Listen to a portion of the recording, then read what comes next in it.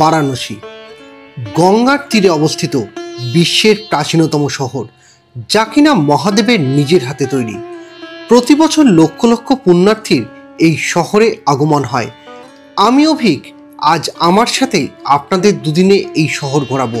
আজকের পর্বে থাকছে বারাণসীর সেরা থাকার জায়গার সন্ধান, মন ভালো করে দেওয়া গঙ্গা বিহান, সঙ্গে থাকছে রকমারি খাওয়া দাওয়া যা আপনার মুখে জল আনতে বাধ্য, এবং অবশ্যই আমরা দেখব সন্ধ্যায় বেনারসের মোহিতকারী গঙ্গারতি। সাথে থাকছে আরও অনেক গল্প, তাও বাজেটের মধ্যে। তাহলে বেনারসের ভ্রমণ শুরু করা যাক।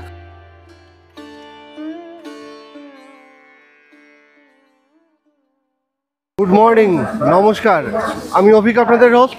আর ট্রাভেল ডেস্টিনেশন উইথ অভিক পরিবারের পক্ষ থেকে একটা সম্পূর্ণ নতুন ব্লগে আপনাদের প্রত্যেককে স্বাগত। পৌঁছে গেছি মহাদেবের নগরী বারাণসীতে। তো চলুন শুরু করি।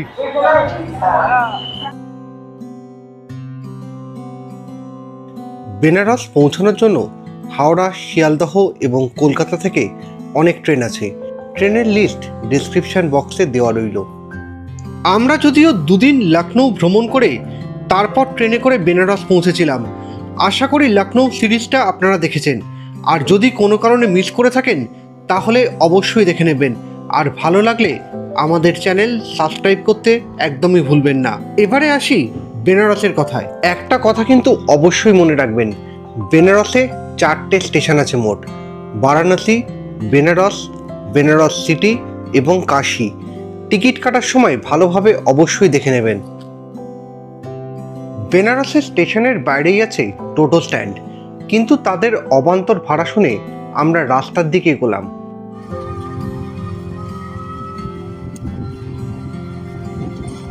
বেনারস স্টেশন থেকে আমাদের পিডিআর মল অব্দি এখন গাড়ি অ্যালাউ করে। পিডিআর মল অব্দি গাড়িতে মানে টোটোতে ভাড়া পড়লো হচ্ছে 80 টাকা। কিন্তু স্টেশন চত্বরেই আমাদের এই গন্তব্যে পৌঁছানোর জন্য ভাড়া শুরু করেছিল 150 টাকা দিয়ে। যেহেতু ভোরবেলায় নেমেছিলাম তাই মনটা চা চা করছিল, আর প্রথম চুমুকে একটাই আওয়াজ কিন্তু মুখ দিয়ে বেরোলো। সকাল সকাল গরম গরম এক কাপ চা পেলে আর কি চাই বলুন তো। পৌঁছে গেছি পিডিআর মলের সামনে, এখান থেকে হোটেলেই সামনেই। আর তার আগে একটু চা খেয়ে নিয়ে দিনটা শুরু করছি। চা পান করার পর আমরা চলে এলাম আজকে আমাদের থাকার জায়গায়, যা বেনারস শহরে আমার বাজেট ফ্রেন্ডলি বলে মনে হয়েছে। নাম নীলকণ্ঠ গেস্ট হাউস। তাহলে চলুন নীলকণ্ঠ গেস্ট হাউসের রুম ট্যুরটা হয়ে যাক। এটা একটা মাস্টার বেড, ছোট দুটো আলমারি দিয়েছে, এসি আছে, একটা ছোট মিরর আছে, টিভি আছে, আর এইটা হচ্ছে বাথরুম। এখানে শাওয়ার আছে, গিজারও আছে। এই রুমটার ভাড়া আমাদের পার ডে পড়েছে 1500 টাকা করে। পিডিআর মলের একদম পেছন দিকে রুম, কোনো কনজেশন নেই, যেটা আমি একদমই পছন্দ করি না। মানে সারাদিন ক্যাচক্যাচানি আওয়াজ আমার একদম পছন্দ না। যারা আমার পুরীর ভিডিও দেখেছেন তারাও দেখেছেন, পুরীতেও আমি যেখানে ছিলাম সেই জায়গাটাও কিন্তু একটু শান্ত জায়গা, আর এটাও কিন্তু একটু শান্ত জায়গা। আমার তো ডেফিনেটলি ভালো লেগেছে। হোটেলের পাশেই ঠেলায় করে সাউথ ইন্ডিয়ান খাবার বিক্রি হচ্ছিল। ইডলি 10 টাকা পিস, ডোসা 50 টাকা। ইডলি দিয়েই সকালের খাবারটা শুরু করলাম। এবার একটু সাউথ ইন্ডিয়ান ব্রেকফাস্ট করতে এসেছি। 10 টাকা করে ইডলি, ভালোই করেছে খেতে। আপনাদের আমাদের রুমটা তো ট্যুর করিয়ে দিয়েছি, এবারে চলুন ভারতের সবথেকে প্রাচীন শহরের ট্যুরটা শুরু করা যাক। বেনারসে আপনি যেখানেই থাকুন না কেন, গঙ্গাঘাট বা কাশীর বিশ্বনাথ মন্দিরে পৌঁছানোর জন্য আপনাকে বেনারসের বিখ্যাত গলির সাহায্য নিতেই হবে। লখনৌয়ের ভুলভুলাইয়া আর কাশীর বিশ্বনাথ মন্দিরের পাশের গলি দুটোই কিন্তু জিলিপির মতো একদম সোজা। প্রতিটা গলিতেই আছে বিভিন্ন দেবদেবীর মন্দির, যেখানে নাম সংকীর্তন চলতেই থাকে। মহাদেবের নগরীতে গোমাতার দর্শন পাবেন না তা কিভাবে হয়। আর এই গলিতে চলতে চলতে আপনার নজরে আসবে বেশ কিছু পৌরাণিক চিত্র ধূপের আঘ্রাণ নিয়ে, লোকের ভিড় এড়িয়ে আর পেঁচানো গলিতে চলে পৌঁছালাম গঙ্গার ঘাটে।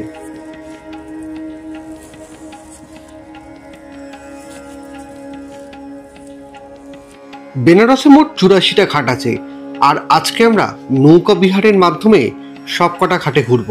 নৌকা বিহারের মাধ্যমে আপনি বিভিন্ন ঘাট আর ঘাটে থাকা মন্দিরের সৌন্দর্য কিন্তু একসঙ্গে উপভোগ করতে পারবেন। এবং এই নৌকা বিহারের মাধ্যমে আপনার কিন্তু একটা কথা বারবার মনে হবে যে আপনি ভগবান শিবেরই নিজের হাতের তৈরি নগরীতে আছেন।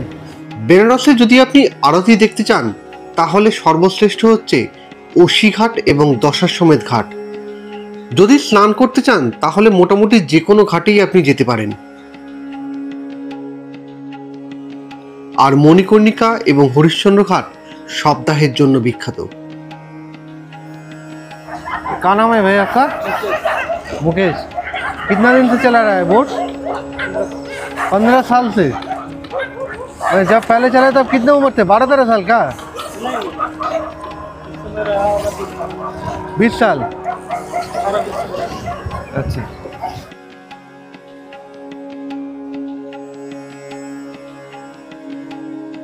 কাশীর নৌকা বিহারের আদর্শ সময় সূর্যোদয় এবং সূর্যাস্ত। এবারে বলি নৌকা ভ্রমণের খরচের ব্যাপারে। রাতে শেয়ারিংয়ে গেলে খরচ মাথাপিছু 100 টাকা করে। যদি আপনারা রিজার্ভ করেন ছোট বোট সেক্ষেত্রে 1000 থেকে 1200 টাকা চাইবে, আর বড় বোট হলে সেই খরচাটাই 1800 থেকে 2000 টাকা। সকালের দিকে মিরঘাটে পৌঁছে যান তাহলে খরচ অনেকটাই কম পড়বে। ছোট বোটের ক্ষেত্রে 600 থেকে 700 টাকার মতো। তবে দরদাম করতে কিন্তু কখনোই ভুলবেন না।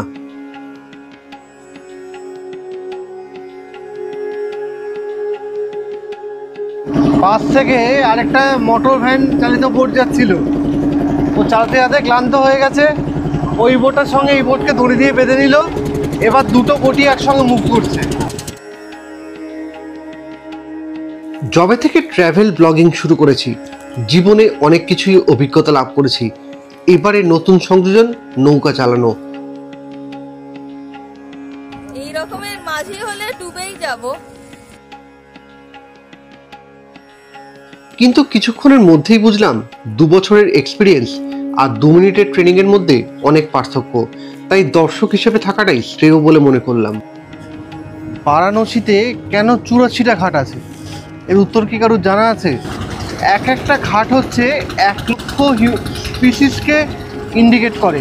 মানে আমরা বলি না আমাদের 84 লক্ষ জনির জন্মের পর মানব জন্ম হয়, তো সেই 84টা মানে 84 লক্ষ সেই হিসাবে কিন্তু 84টা ঘাট বারাণসীতে। এবারে আমরা পাস করছি মণিকর্ণিকা ঘাট, যেখানে মানুষ প্রচুর মানুষ চায় যে তাদের মৃত্যুর পর তাদের শবদেহ যেন এখানেই জ্বালানো হয়। তার কারণ একটাই, এখানে দাহ হলে মানুষের মোক্ষ প্রাপ্তি হয়। ভগবান শিবও ব্রহ্মহত্যার দায় থেকে মুক্তি পেতে এই কাশী বারাণসীতেই এসেছিলেন। সেই জন্য এই জায়গাটাকে মুক্তিনাথ হিসেবেও কিন্তু ধরা হয়ে থাকে, বা এই জায়গাটাকে মুক্তিনাথও বলা হয়ে থাকে। মণিকর্ণিকা ঘাটে সপ্তাহ দিবারাত্রি চলতে থাকে।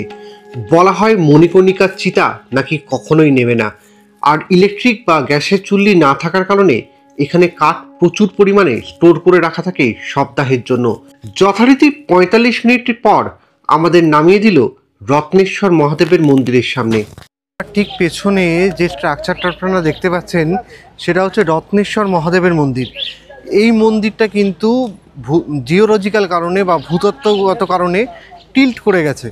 যদিও এর পেছনে আরেকটা গল্প আছে। রাজা মানসিংহের একজন কর্মচারী ছিলেন যিনি তার মাতৃঋণ শোধ করেছেন এই ভেবে এই মন্দিরটা তৈরি করেছিলেন। কিন্তু মাতৃঋণ তো কখনো শোধ করা যায় না, তার কারণেও কিন্তু মানে এটা একটা কাহানি বা কাহাবাত আছে যে এই মাতৃঋণ শোধ করার প্রচেষ্টার জন্য এই মন্দির কিন্তু বেঁকে গেছে। গঙ্গাবক্ষে ভ্রমণের পর 5 মিনিট হেঁটে পৌঁছে গেলাম কাশীর বিখ্যাত রাম ভান্ডারে গরম গরম কচুরি খাওয়ার জন্য। বেনারস হিঙের কচুরির জন্য খুব ফেমাস। যদিও আমি কিন্তু এখানে এসেছি আজকে এখানকার রাম ভান্ডারে, যা বিভিন্ন রকম কচুরির জন্য বিখ্যাত, কিন্তু এখানে আমি আজকে আলু কচুরি ট্রাই করছি। উইথ চানা, সঙ্গে হচ্ছে গরম গরম ঘি ভাজা গোলাপজামুন। তো খেয়ে দেখি, যেমন খেতে কচুরি ঠিক একই রকম সলিড খেতে এখানকার গোলাপজামুন। খাওয়ার পর পৌঁছে গেলাম কাশীর বিখ্যাত বিশ্বনাথ মন্দিরের সামনে। তবে এই সম্পর্কে বিস্তারিত ভিডিও আমি আগামী পর্বে শেয়ার করব। এবারে আপনাদেরকে বলি বেনারসের আরও কিছু বিখ্যাত খাবারের কথা, যার মধ্যে প্রথমেই আসে লস্যি। আর এই গরমে ঠান্ডা ঠান্ডা লস্যি খেতে মোটেও মন্দ লাগেনি, আর স্বাদ তো লাজবাব। আর হচ্ছে বেনারসের বিখ্যাত পান, যার উপর একটা গানও আছে, খাইকে পান বানারস বালা, যা কোনোভাবেই মিস করা যেতে পারে না।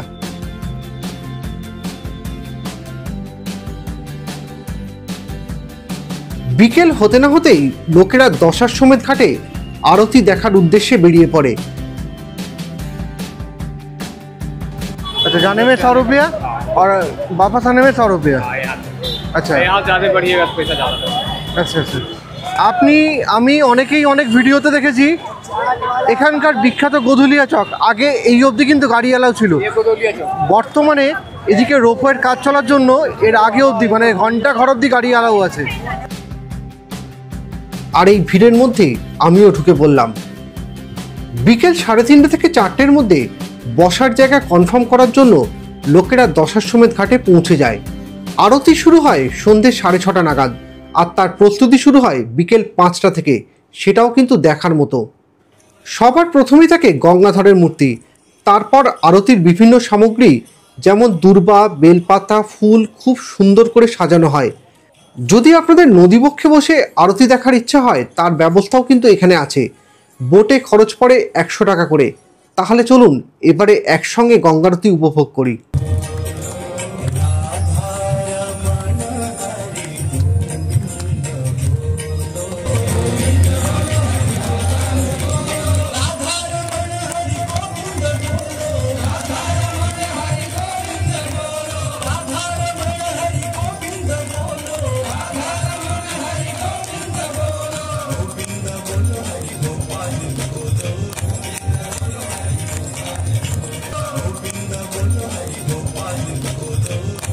বেনারসের বিখ্যাত দশাশ্বমেধ ঘাটের আরতি দেখছিলাম, কিন্তু আপনাদেরকে বলেছি না গঙ্গা আরতি শুধু দশাশ্বমেধ ঘাটে নয়, আরও অনেকগুলো ঘাটে দেখা যায়।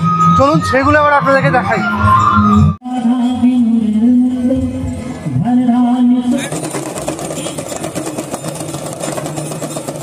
সন্ধ্যেবেলায় কিন্তু গঙ্গা আরতি দেখার পর অনেক স্ট্রিট ফুড আপনারা পেয়ে যাবেন। তো ওইদিকে চাট আছে, এদিকে ইডলি ধোসা আছে। একটু চা খেয়ে নিই, চাটা অনেকক্ষণ খাওয়া হয়নি।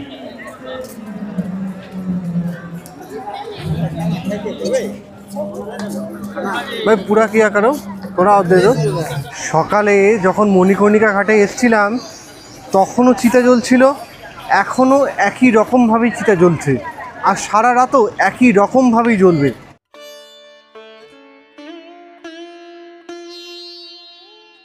দেখুন রাতের আলোতে বিশ্বনাথ মন্দিরের গেটটা কীরকম সুন্দর লাগছে। এর আগে যখন এসছি তখন কিন্তু এরকম সিস্টেম ছিল না, বাট এখন কিন্তু অসাধারণ অসাধারণ। আর এইদিকে গেটের দেয়ালে কি সুন্দর ছোট ছোট এলইডি লাইট লাগিয়েছে, অসম্ভব ভালো লাগছে, অসম্ভব ভালো লাগছে।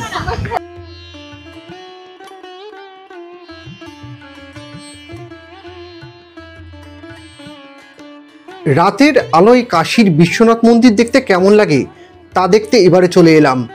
ফাঁকা দেখে ঢুকেও পড়লাম মন্দিরে, আর 1 ঘন্টার মধ্যে দর্শনও সেরে ফেললাম।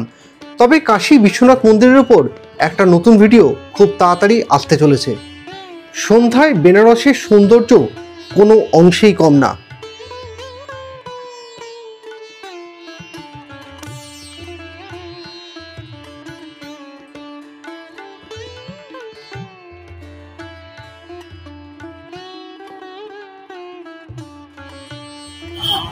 কেমন খাচ্ছ?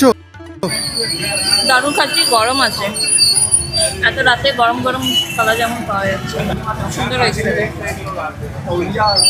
যেমন গরম তেমন নরম। সারাদিন তো অনেক ঘোরাঘুরি হলো, এবারে রাতের খাওয়ার পালা। তবে বিকেল থেকে যেহেতু একের পর এক স্ট্রিট ফুড খাচ্ছি, ওই জন্য আজকে একটু ইচ্ছা করলো চাইনিজ খাই। তো সে কারণে চাউমিন অর্ডার করেছি। 1 প্লেট ভেজ চাউ, 110 টাকা দাম। গরম গরম দিয়ে গেছে। এই জায়গাটা কিন্তু আমাদের হোটেল থেকে একদম পাশেই। এবার দেখার কীরকম খেতে হয়।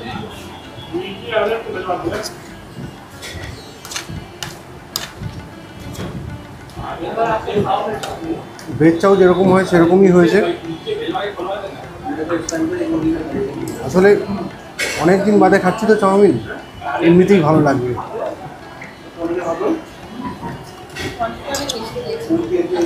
পরিমাণটা কিন্তু যথেষ্ট ভালো, 110-এর দাম অনুসারে ভালো পরিমাণ দিয়েছে।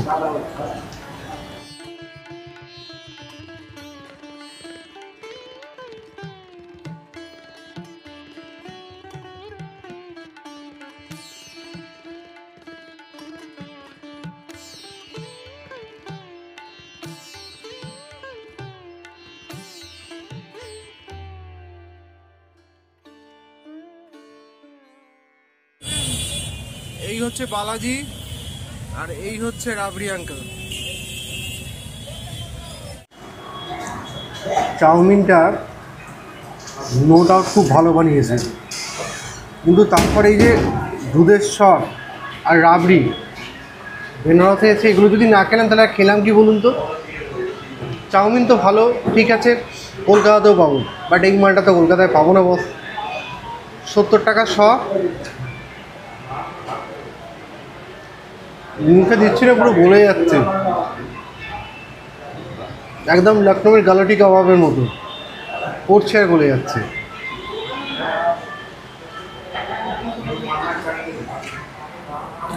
রাবড়িও আছে, হচ্ছে 50 টাকা শ।